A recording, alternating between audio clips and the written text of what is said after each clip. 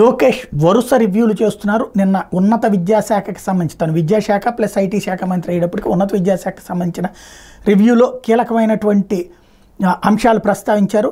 ఎంత చదువులు చదివినా మన వాళ్ళకి ఉద్యోగాలు ఎందుకు రావు, అదే అమీర్పేటలోకి వెళ్ళి 3 నెలలు ట్రైనింగ్ తీసుకోగానే ఎందుకు ఉద్యోగాలు వస్తున్నాయి, ఇది తేల్చండి.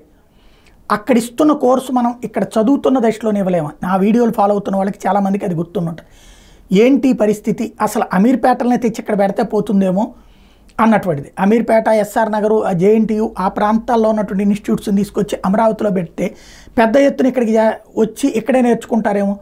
అలాగే కంపెనీలు అయితే అక్కడ నేర్చుకోగానే ఆ వెంటనే సాఫ్ట్వేర్ కంపెనీలతో కుదురుతోంది, లేదా బ్యాక్ ఎండ్ నుంచి ఇప్పించేటటువంటి ఇవన్నీ నడుస్తున్నాయి. బట్ ఇక్కడ ఎడ్యుకేషన్ సిస్టంలో మార్పులు ఏ విధంగా ఉండాలి, దాంట్లో స్కిల్స్ ఏ విధంగా ఉండాలన్నటువంటి దాని మీద సీరియస్ దృష్టి సారించుకొచ్చారు లోకేష్ తన రివ్యూలో.